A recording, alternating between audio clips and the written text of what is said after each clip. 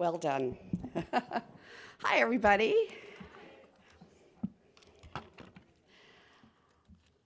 I'm Lynn Carey, and it's my pleasure to welcome you all to the Walnut Creek Library Foundation's latest program in their Live from the Library series of free evenings with authors, scholars, community leaders, and entertainers. I want to thank the Live from the Library season sponsors, Minutemen Press of Lafayette, the Friends of the Walnut Creek Library, and our bookseller for the evening, Arminda Books.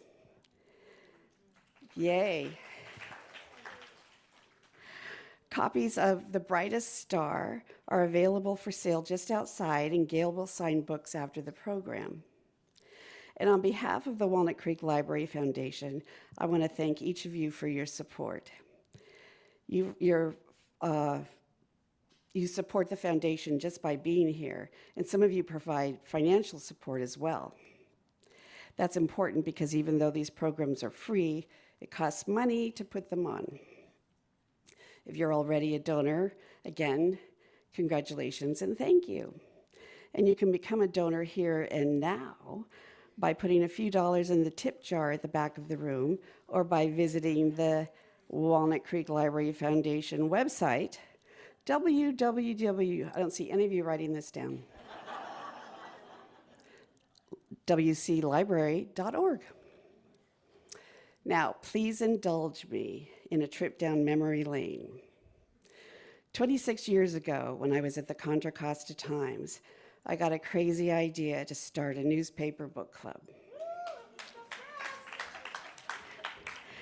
It was great for me, personally, because books have been a part of my life since my parents used to take me on their weekly trips to the Sunnyvale Public Library and allowed me to check out as many books as I wanted.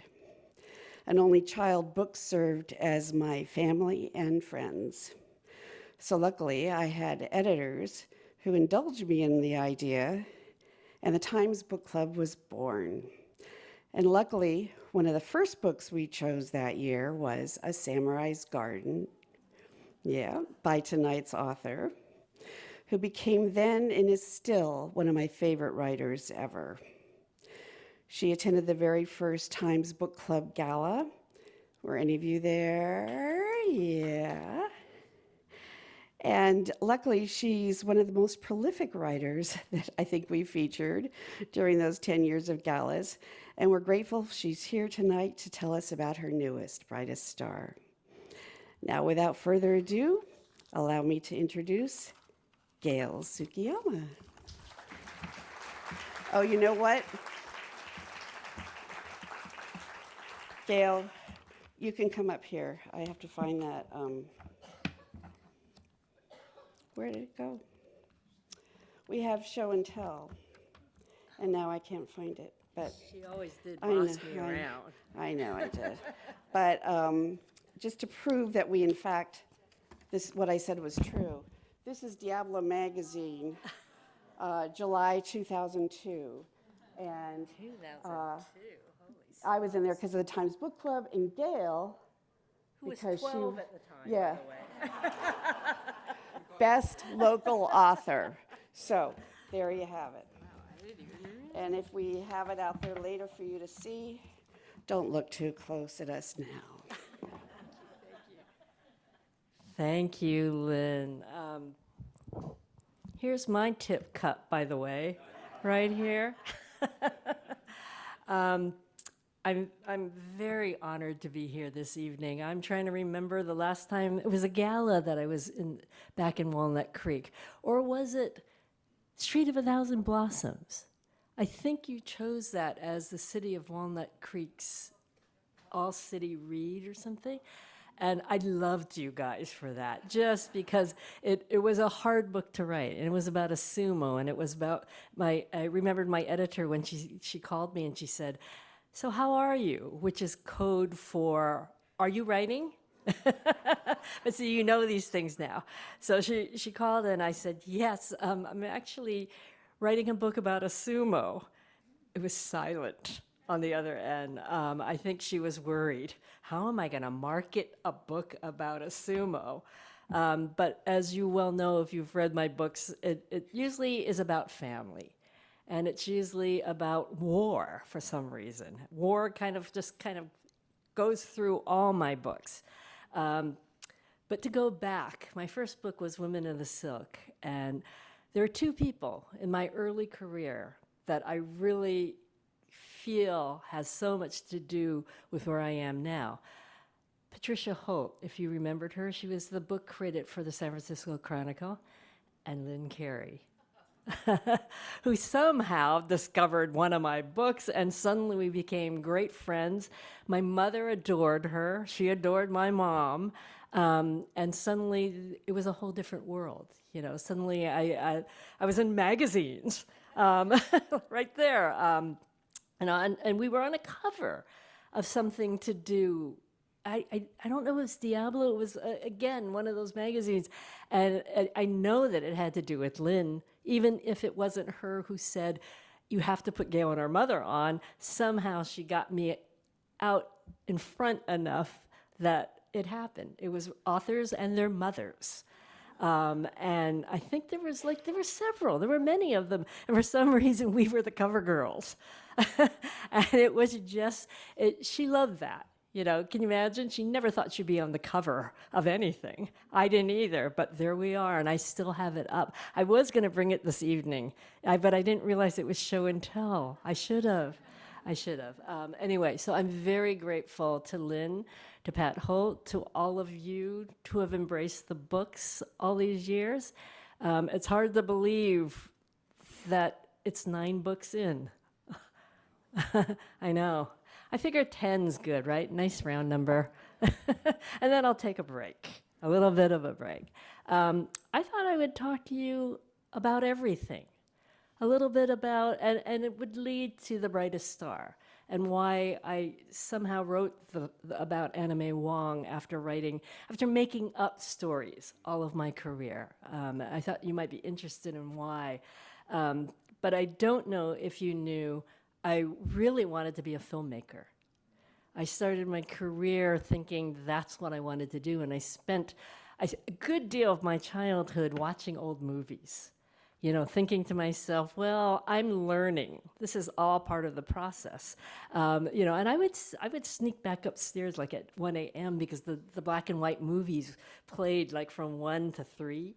And I would be watching them on weekends, just because I thought, this is the foundation. I've got to start looking at all these movies, and which I did. And I applied to San Francisco State University because they were one of the few universities at that time that had a film department going. And I got in, I took a class, and I thought, this is the most boring thing I have ever done. You know why? It's not like screen. It's not like watching a story being told, you know, where's Robert Redford and where's, you know. And so I moved over and I took a class in screenplay writing. And I thought, okay, this is closer. But it was mainly dialogue and maybe just setting the scene. And I thought, well, where's the narrative? And I was very fortunate. And again, it's one of those kismet things of deciding to go to San Francisco State because they were also only one of the few schools at that time that had a creative writing department that was ingrained in the English department. So I moved over to the creative writing department, and the first class I took was Writers on Writing, and it's very similar to what I'm doing with you this evening. A writer would come and talk about their books, about their process, about their love of words, and I thought, you know, this is much more like it. And the first person who came was a woman poet named Kathleen Fraser. And I fell madly in love with poetry. And I spent the next 6 years, 4 undergrad and 2 graduate school, writing poetry. You can imagine what my grandmother thought. She's really going to rake in the bucks with that. But I loved language. I love the idea that a few words on the page could mean so much if they were the right words. And it gave me what I thought filmmaking and taking the classes would give me, which was a foundation. And poetry gave me a foundation of how to use language, how to use words. And it wasn't until I graduated that I started writing short stories. I somehow thought more words meant more money. But actually, we all know that the short story is the most difficult genre to write. So I just kind of practiced. I started teaching and I started writing short stories. And then I got to this point where I felt like I needed a larger canvas to tell a bigger story. I wanted to write a novel.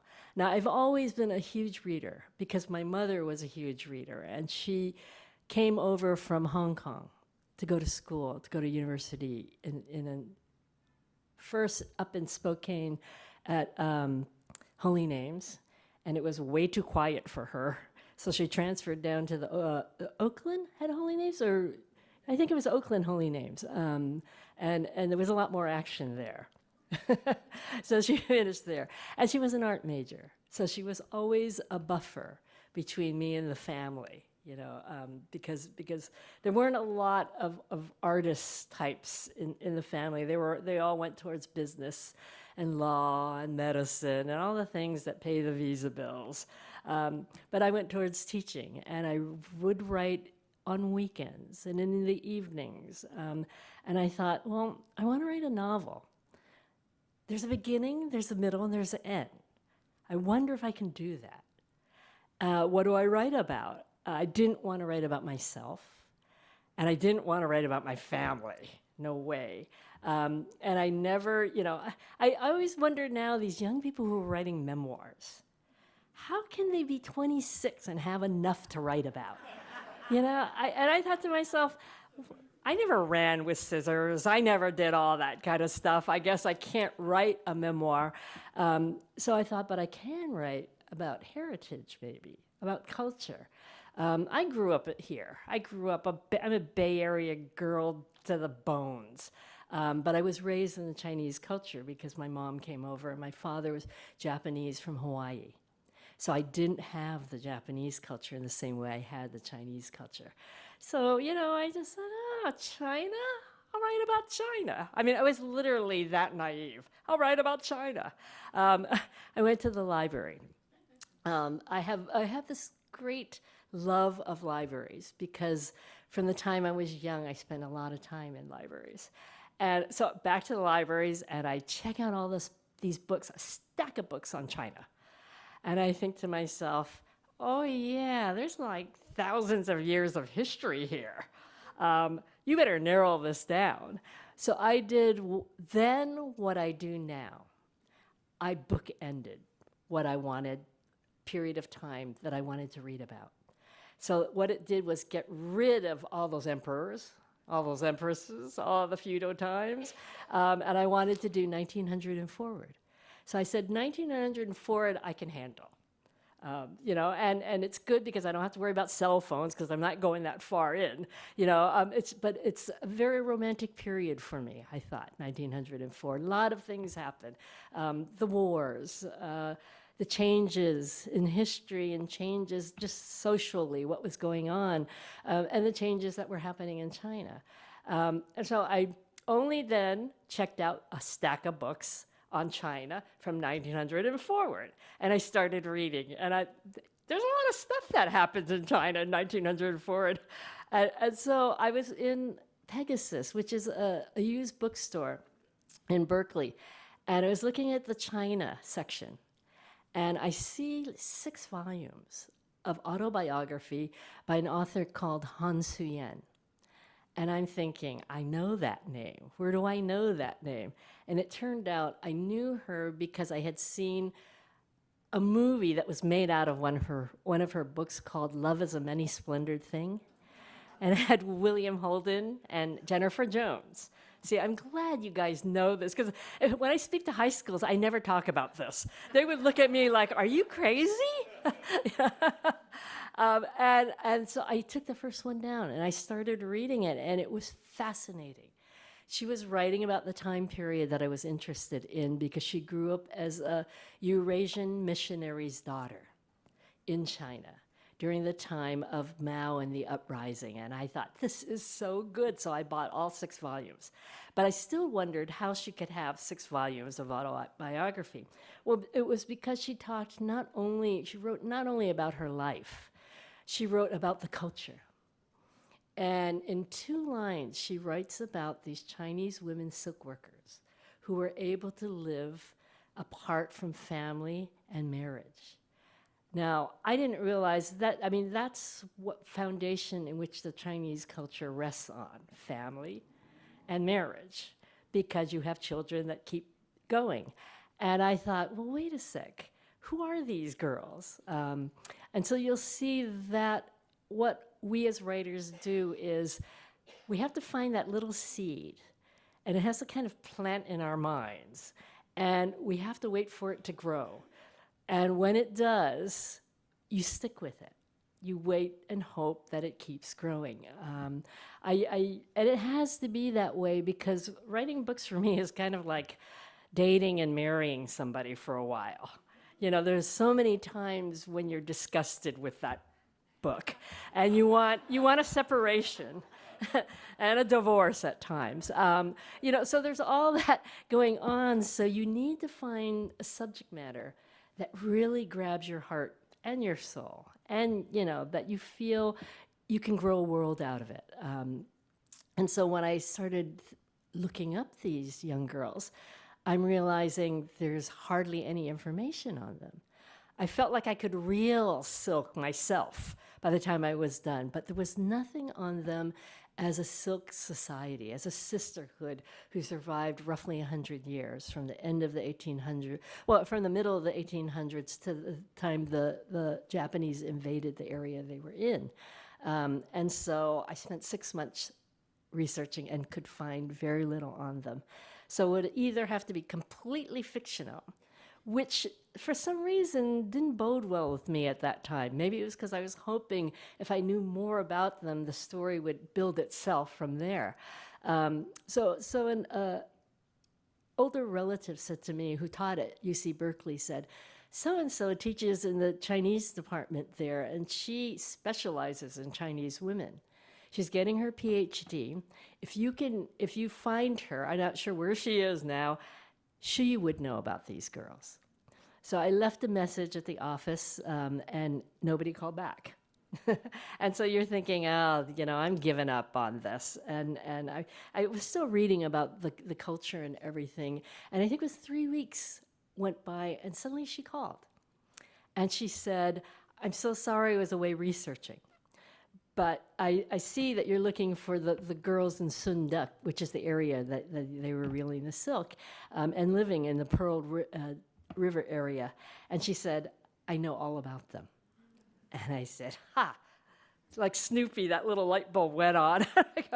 And I said to her, can I interview you? And she said, this is what I want you to do. There is a book written. It was published back in the 40s, so I'm not sure if it's still in print. It was a collection of essays by women anthropologists who had gone through all over China and wrote about different aspects of Chinese or women within, you know, wherever they were. And one essay is about these Chinese women silk workers. If you can find that essay, it'll give you all the background information you need. So here we go. I jumped in the car and I went to the main Berkeley Library on Shattuck.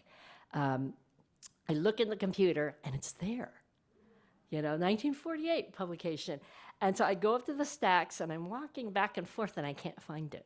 You know, this is also my love of library stories. So I'm walking back and forth, and I'm thinking, oh, I'll go get a librarian.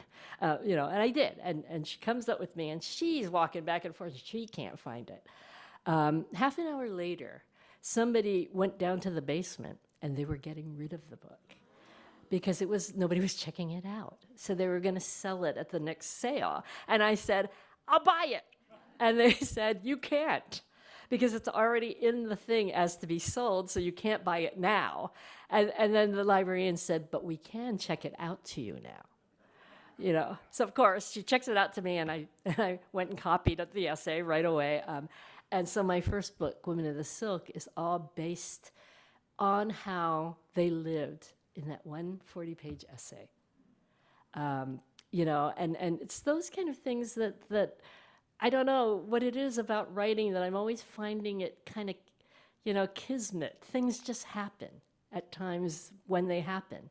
That one thing leads to another thing. And then my second book was The Samurai's Garden, and I didn't know what to write. And I had finished this first book, and by God, somehow it got published. Well, I knew why it got published. It was a year after Amy Tan's The Joy Luck Club.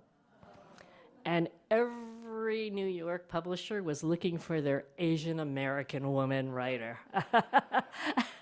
And I knew I didn't write a Joy Luck Club. Mine was very different, but they still published me anyway. And it was a 2-book contract.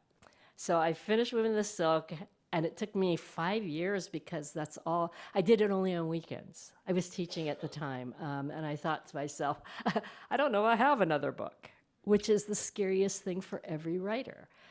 You have that first book that you live with for so long, then you wonder, is there another book?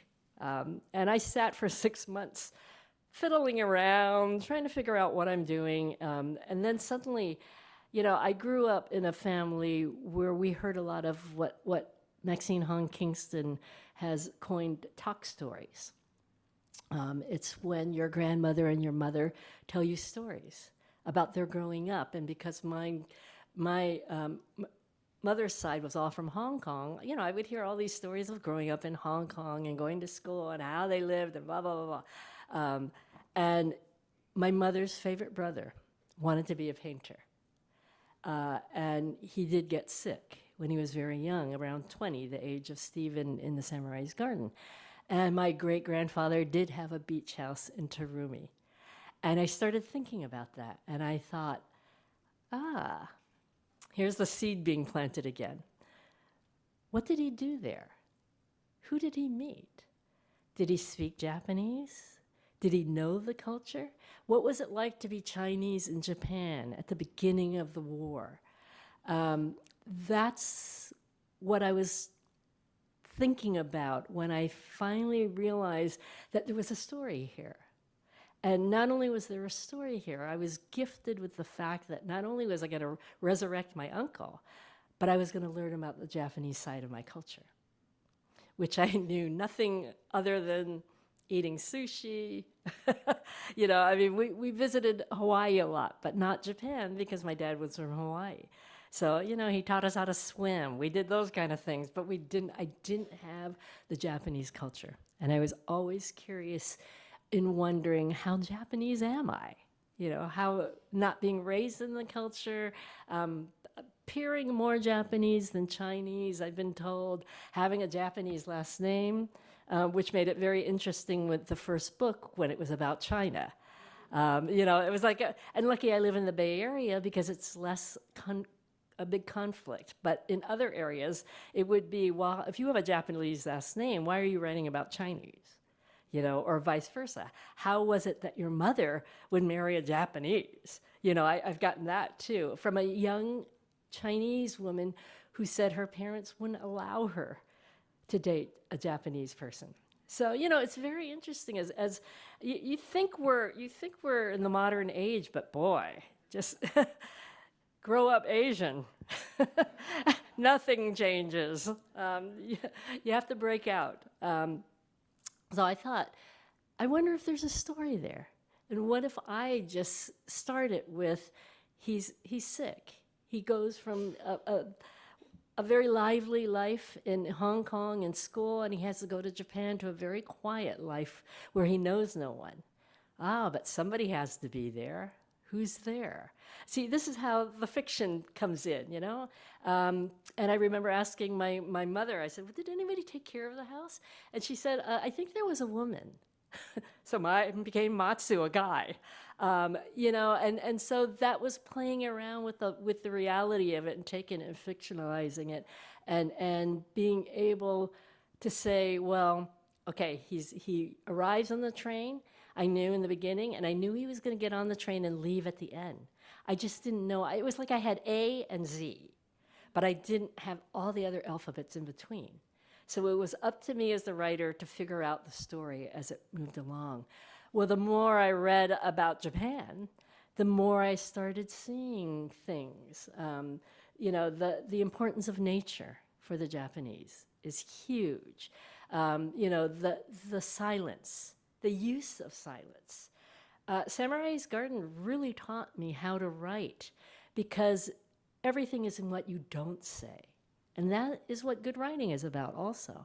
You only say enough, you let the reader take the rest and imagine to a certain extent. And that has a lot to do with how the Japanese, they're very closed. Now, I'm coming from the Chinese side, which is opposite. I remember being in an airplane and looking at one of the magazines, the airline magazines, and they were equating European to Asian cultures. And they were saying that the Japanese culture was like the British culture, reserved, stiff upper lip, don't say things, out loud, and that the Chinese were like the Italians. And I thought, that's so true. Family, food, loud. You walk into a Chinese restaurant, that lazy Susan is spinning. You walk into a Japanese restaurant and you feel like you have to start whispering, And so it was very two different books. You had a book on China, which I knew so well, and then you had a book in Japan where I had to whisper. I've never whispered in my life. Lynn will back me up on that. So it was a very different writing in every way, but both taught me how to write. And those were my first two. And that's why I talk a lot about the two, because with one, I had the culture, but not the story. And the other, I had the story, but not the culture. So what better way to learn how to write? So I turned the Samurai's Garden in. Well, I was teaching at the time, and I thought the date on the contract that you really had to be done by then. And so I remember that I was teaching, and it was June, and I got off of school, and I was halfway through the Samurai's Garden. So I had to finish the other half by September when the book was due. So I rented a house. I rented a place, not a house. I think it was a town. I can't even remember now. That's bad, huh? A place up in North Star in Lake Tahoe. And it was, surrounded by trees, which I suppose was good. And I would write from the time I got up till the time it was cocktail hour. Cocktail hour got earlier and earlier. But what was really good was I felt like Stephen felt. I felt that I was in a place where I didn't have anybody there, that I had to focus on, what I was doing, that my family wasn't around, my friends weren't around, I couldn't go out, I was stuck doing this. And I thought, well, if I put the same energy into the book, maybe I can create this. Well, I did finish it. I'll never do that again, but I did finish it. And I sent it to my editor. And I thought, when I finished it, I thought to myself, this is such a strange book. I don't know if I've read anything like it, and I don't know if they're going to like it, meaning New York, because it had a tsunami, it has a fire, there's leprosy, there's TB, there's all kinds of stuff in it, but it's like the quietest book, in some weird way. It's like this, what somebody always, so many people have told me it's like their Zen book. It somehow makes them relax, and I'm thinking I was not relaxed when I wrote it, but somehow I translated it. And I waited for her to get back.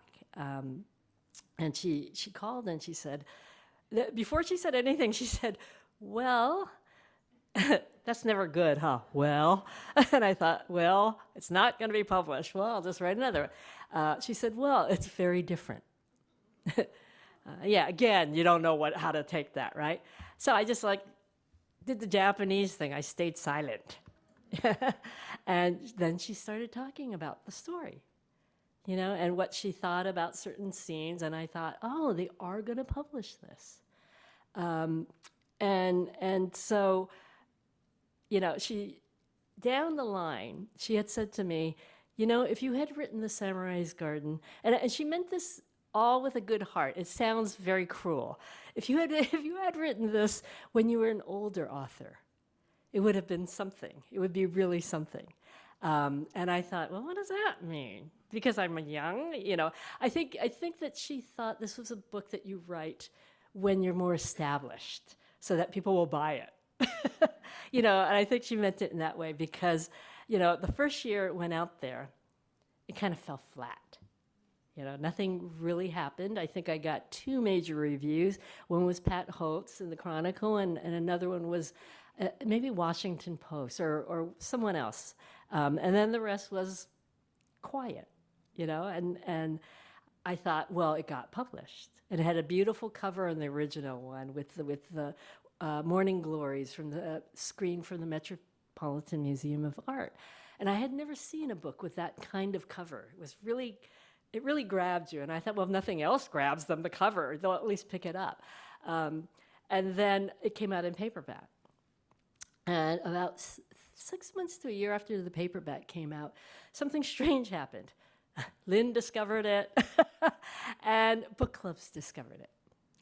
And it kind of just went across the United States in that way.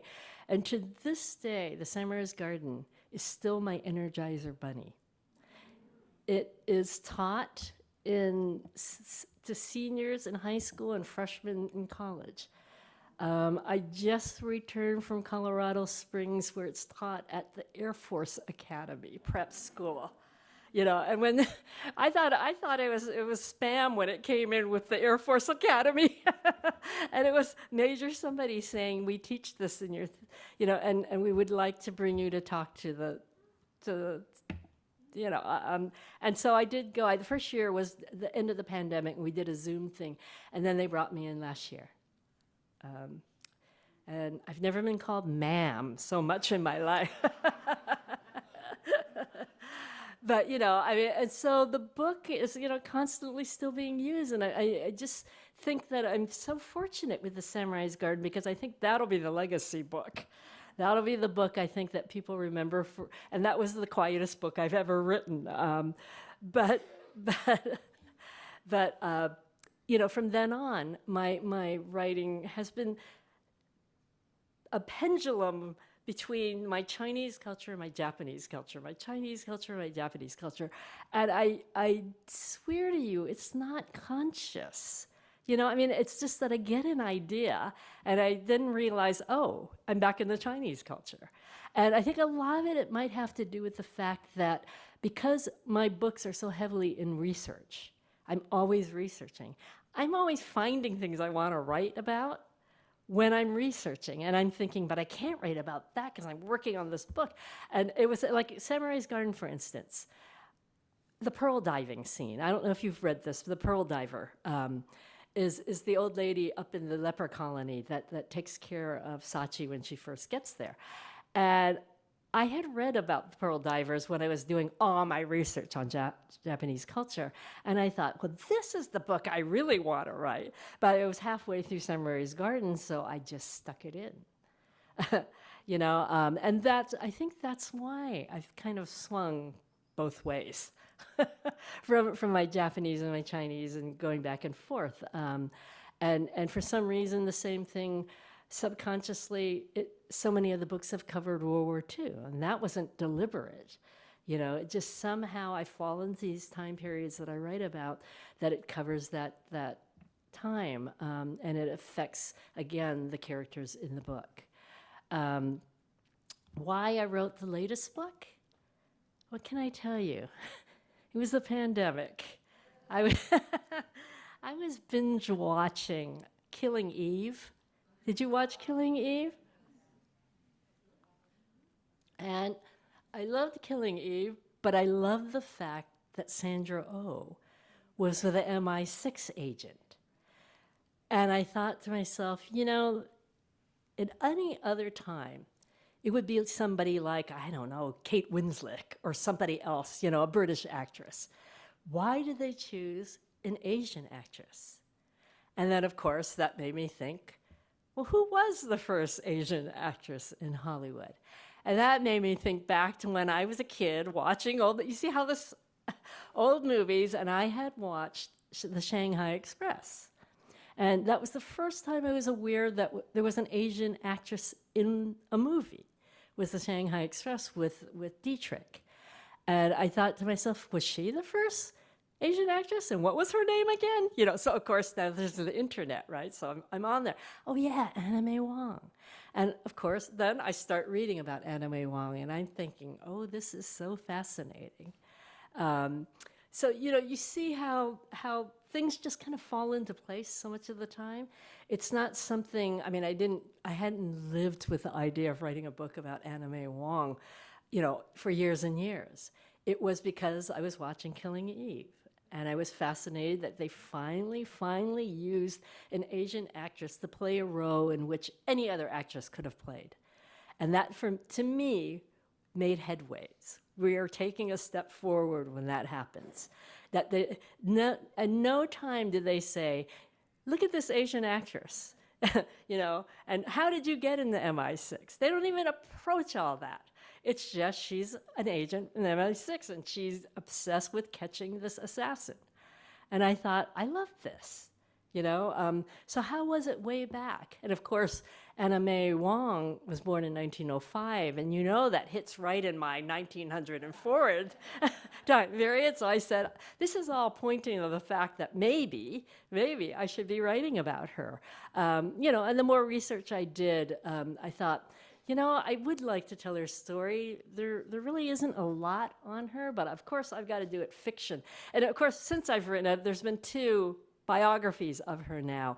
But fortunately, my fictional one came out first because I wanted to take her life, but I wanted to imagine what happened behind closed doors. You know, and that's the difference between fiction and nonfiction, between writing a biography and writing about something where you take her life and it outlines your book. But all the little holes, I mean, it's the same difference in when you think about it. If you write a biography, you can't know what really happens. You know, I mean, there were rumors about her and Dietrich, but there's nothing ever written in ink that they had any kind of tryst. But then I read a book on Marlene Dietrich, and I said, oh my God, Anna May did not get away.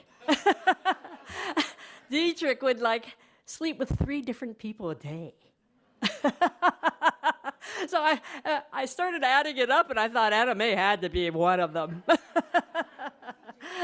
So, you know, that gives you liberties to think, oh, well, I'm going to fictionalize this.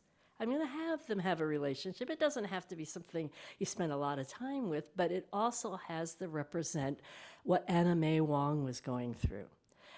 What I was fascinated with was 2 things. How she became so famous in Hollywood during that time, in the early days of Hollywood, and how she was able to do it in a traditional Chinese family. And this is where it really helps growing up with that, the tradition. You know, because during my time of wanting to write in the 70s, it was kind of like, what are you doing all that time? You know, they didn't say it, but I knew it was, you know. I can't imagine how it was back in the teens, the 19 teens, when she decided she wanted to be an actress. Now, an actress is not a writer. I'm sitting home by myself, and if I fail, nobody knows. An actress was what her father equated to being a prostitute. You know, you don't show yourself like that. You don't act on the screen so people can see you doing these things. And she didn't listen. The amount of courage I thought she had to not only disobey her family and father, but, you know, the whole country of China was on her at one point. You know, because she was embarrassing the whole Chinese culture, you know, and she was in this situation where she was never American enough to be American and never Chinese enough to be Chinese. She could never she could never be a leading lady because she could never kiss a leading man. It was against the law for somebody in another culture to kiss a white male actor. So you see what she's going through, and she's still pursuing it and persistent, and saying, she is going to be an actress. And she was so fascinating in that way for me as the writer. And that's what kept me writing about it. It wasn't just that her whole story was kind of laid out for me. There was one biography written in the 1970s, and it was kind of all over the place, how he was writing it. But I got the idea of her life, where she was when. And then all I had to do is try to figure out how she got to the places she went. Who did she fight to get there? Who was she up against when she was trying to do that particular thing? She was one of the first, well, she probably was the first Asian actress to buy real estate in LA. Now that's where the Chinese part came in. She knew real estate was the way to go. She was very frugal. She saved her money and she bought real estate. And that helped her later on in life when she wasn't getting film roles. But see, she was very smart that she took the best of the cultures and she made it work for her as much as she could until she couldn't. But going to Europe, she was fed up at a certain time. I will tell you, when she was 17, it was one of the 2 times that she actually was a leading lady in a movie. And it was called The Toll of the Sea. And it was a remake of Puccini, Madame Butterfly, I think it was. And she played the main character. And she was 17, and there was a woman who was writing the screenplay, and she was very famous at that time, a real woman, Frances Marion, her name was. And she had gone up to Frances Marion, and she said, I have this idea about my character.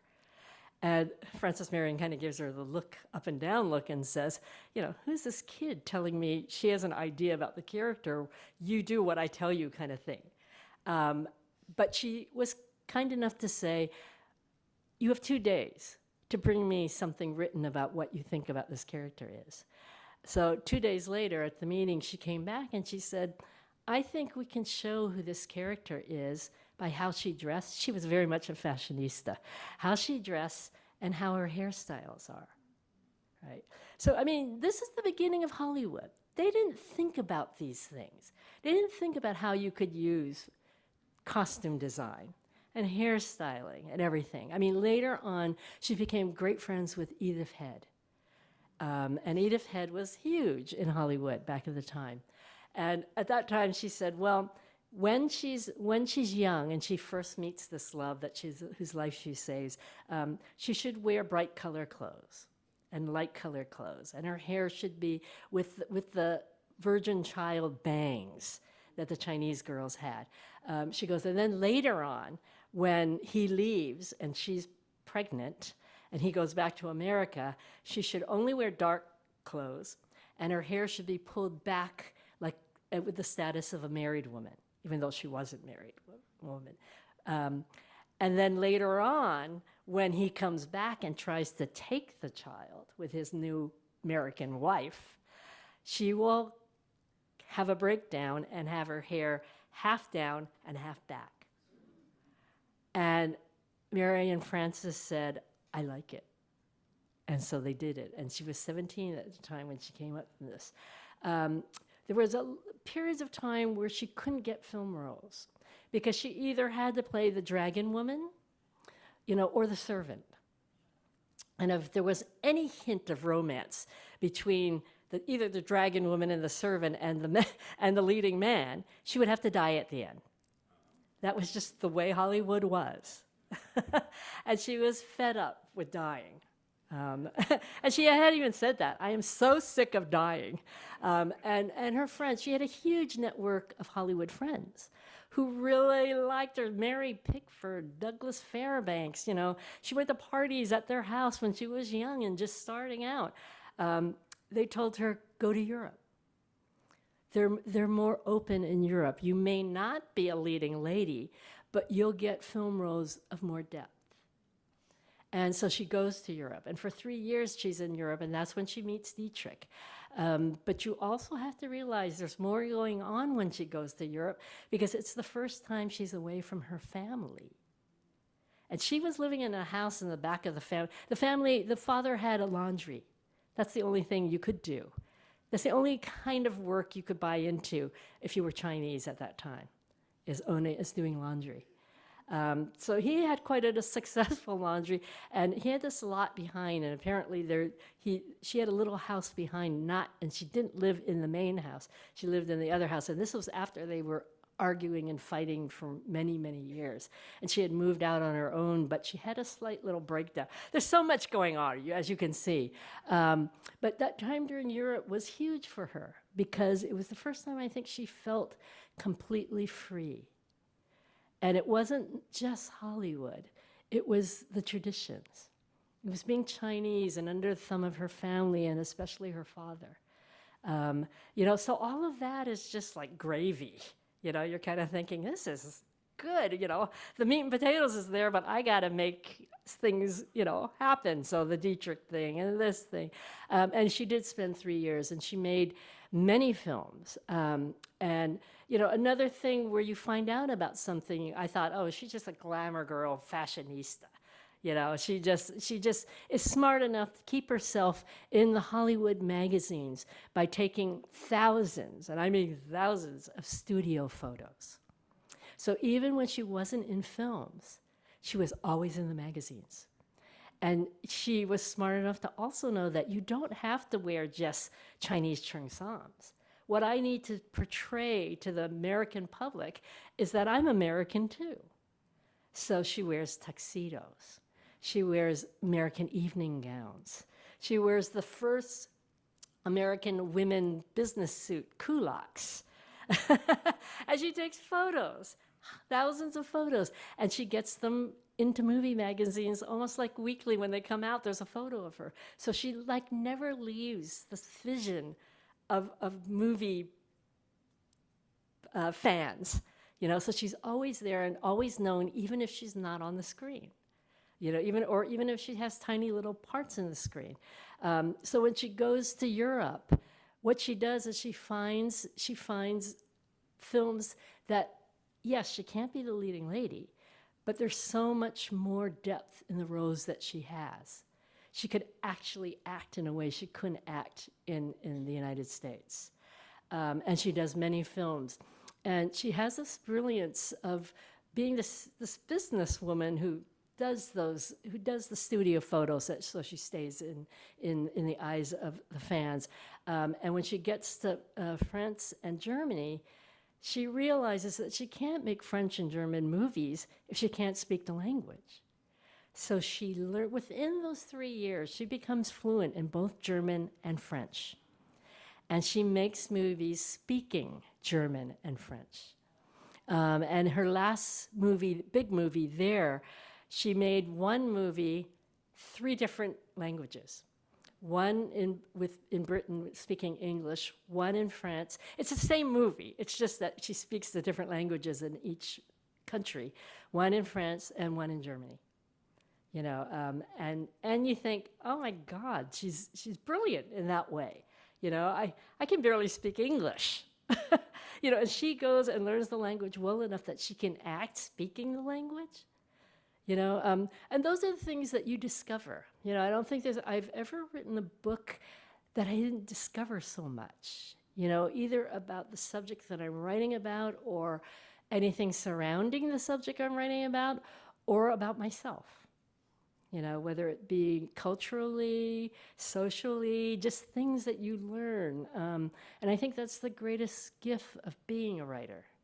Are those things, that the things that you don't know that you learn.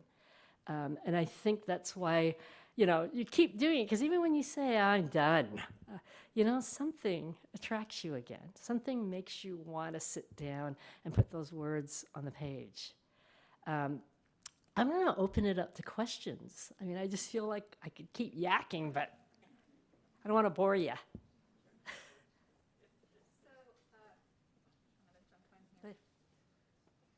My colleague Marissa and I are going to have microphones, and we'll be repeating questions so folks all the way in the back can hear them. So if you have a question, just raise your hand and we'll come find you.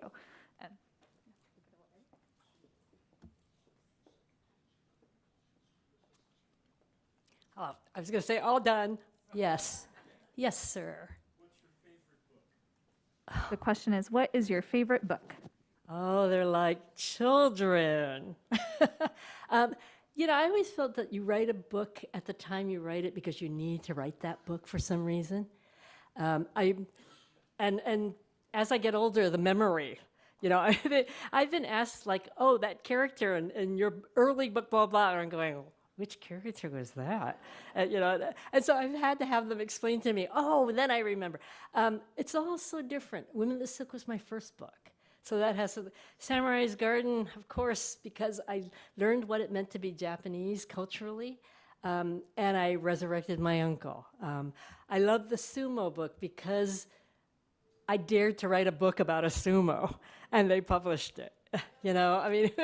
And because I learned so much about what happened in Japan during World War II, which is part of the war that I never really saw. In school, you don't hear about the other side of things. So that was very interesting and very much a learning thing for my part also. Not only writing about sumo and no mask and all the other things that went into that book. What else?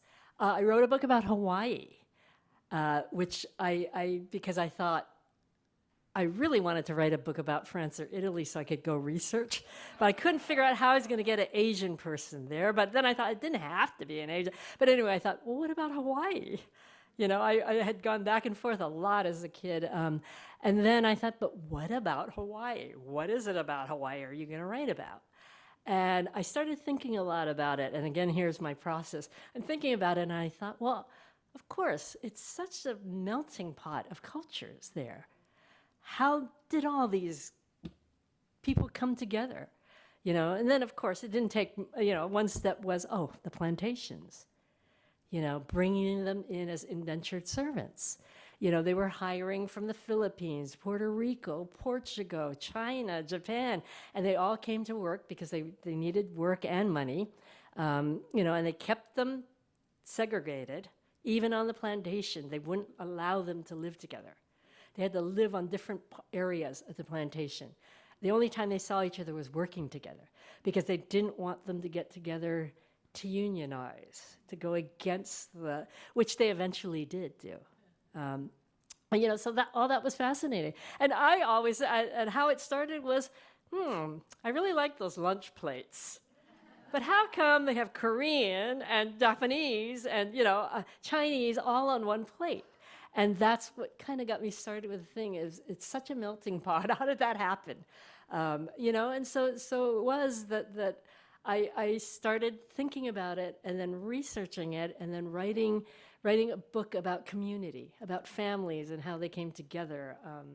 And then from memory, things that I liked about Hawaii, like the little general stores that they had, and that all went to that book. So I love that. And then, of course, Anna May Wong was the first book about a real person, which was a whole different writing experience for me. And it's close only because it's the latest book that I've written, And thank God there's only one main character, so I remember who she is. It helps a lot. So all to say, they've all brought something to me. Yes. Oh, did she keep the diaries? I refer to diaries in her book. Another thing she did was write. In her spare time, she read a great deal. I didn't tell you that she decided not to finish high school. That really made her dad happy. From the time she was young, he would press on the 5 kids. Education is the most important thing. Education will take you far in America. And of course, she realizes at 16 that she doesn't need school anymore. She's already making films. That's all she really wants to do. But she taught herself by reading a lot. She read a lot and she wrote. And she later on wrote forewords in several books. Her diaries were part of my imagination and part of something that I thought she might have done that what happened was, I was searching for her letters because she was a huge letter writer. And I thought, why are there no letters? And it turned out that her family destroyed all the letters that went to her. So if there was a diary, they would have destroyed that also because they didn't want to lose face in any way. This is, again, culturally, right? But she was huge, great, great friends with Carl van Vechten and his wife, Fania, who was an actress, and he was an author, and then he became a photographer, and he was big during the Harlem Renaissance. He was also huge with his community of actors and writers that he knew in New York, and he always had salons. And actually, he became the literary trustee for Gertrude Stein and Alice B. Toklas later on. So he was a great friend of hers, and they wrote to each other constantly. So I'm thinking, okay, there's nothing from her. What about him? So I found out that he donated all his papers and everything to Yale University, to the library there. See, this is all about libraries. It always ends up in a library. And so this is during the pandemic, and I'm thinking, well, I can't go to Connecticut now, right? But I can email them, and see if anybody's there and if there's any way to get hold of any of these letters. And fortunately, the library, people were working within the library, even though people weren't coming into the library. And she said, let me check and see if that file, I mean, he had hundreds and thousands of files because he wrote to everybody. Everybody wrote in those days. But he had such a wide, huge community of friends, of famous people, that he kept everything. Christmas cards, little scraps of paper. And she said, yes, there is Anna May Wong. And I think she said there were 3 boxes and maybe, I don't know, a couple hundred files or something, she said, of things that he had kept about her, from her, those kind of things. And I said, by any chance, is it on? And she said, yes, it's already on the internet. I will send it to you if you do. So I filled out all these forms and did all these things. And lo and behold, all her letters came to me. And all the letters that she had written to him. But damn it, being the good Chinese girl, she kept it very social. Which is the thing that bothered me, because what I was hoping, 2 things I wanted.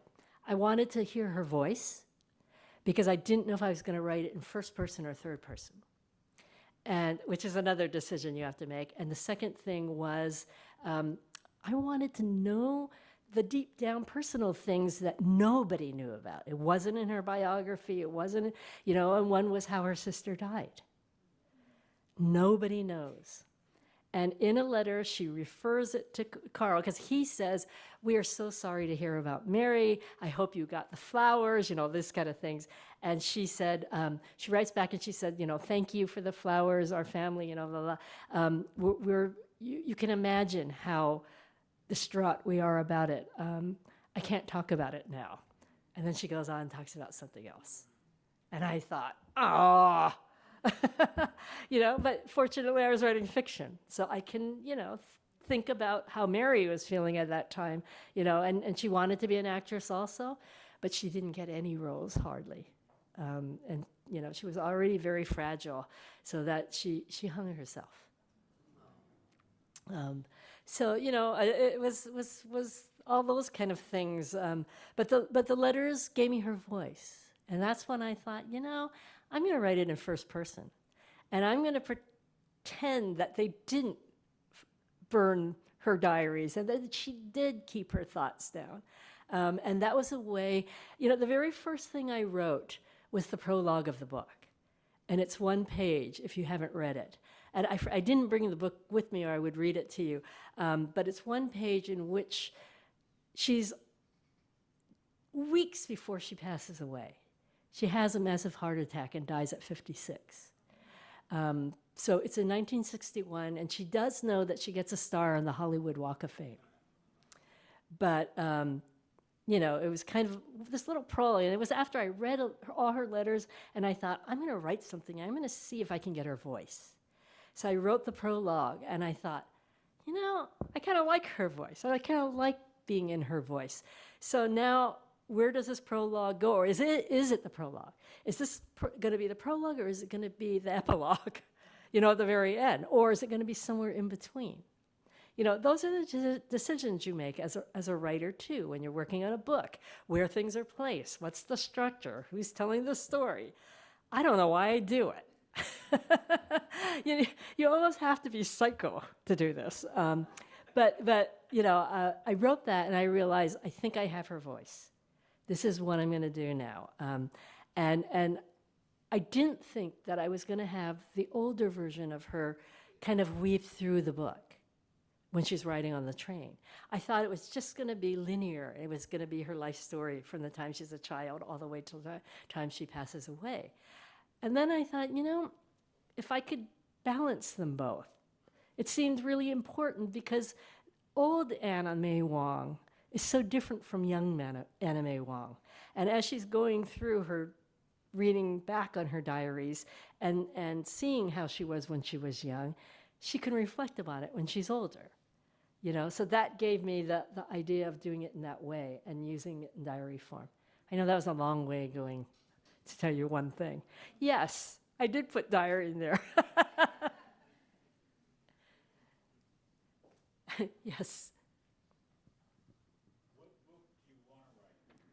What book do you want to write is the question. Oh, dear. I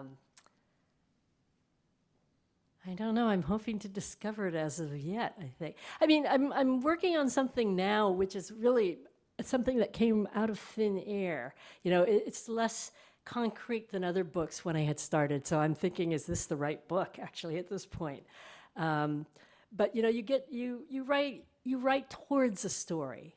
I don't know how to explain it. I don't sit down thinking I have the whole story, and I'm going to just sit down now and write it. I sit down with an idea, or an image, or a voice in my head, and this is going to be the first line, or a place. It gives you something. And so I start that way, and I hope that it leads me towards that story that I'm looking for. And so that's the way I've always done it. I'm afraid if I have, except for Anna May Wong, she had her story, which was very different. I like discovering things along the way, and that's something the Samurai's Garden gave me. When I was reading about gardens, there's no straight path from the front gate to the front door in a Japanese garden. They're always winding paths so that you discover things as you're walking. And I feel that in the writing process a great deal. I'm just hoping I discover something, or it's 100 pages that goes into the I'll use this another time file. I think we have time for one more question. Gentlemen. I was wondering, with the Air Force Academy, with the Samurai's Garden, what were they wanting the students to learn from that book? What were the Air Force cadets what did they want them to get from the Samurai's Garden? I think what every other school has focused on as being a coming-of-age story of a young man in a situation where he learns something, learns about himself.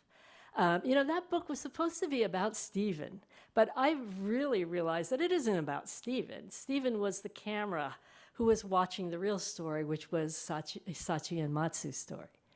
But in a way, it's how this young man learned about life, I think, through these two characters. And I think that's the reason it's taught. I mean, I'm guessing, but I've heard so many instructors say, well, it's a perfect coming-of-age story for young people to think about.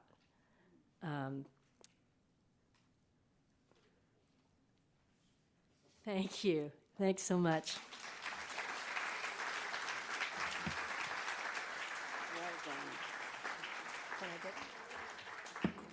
Thank you so much, Gail. And thank you all for coming out tonight. Be sure to tell your friends about these programs. Also, they can watch, and so can you, watch the video of tonight's program. You didn't know you were going to be on TV, just like anime. On Walnut Creek TV or on the Foundation's website, which I already gave you and you wrote it down. And Arinda Books is set up just outside to sell the copies.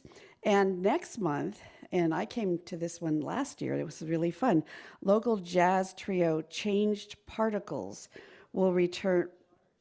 I was going to read it as Charged Particles, yeah, no glasses. And I was also going to say participles. But they're returning Tuesday, December 10th. So thank you again, and get home safely.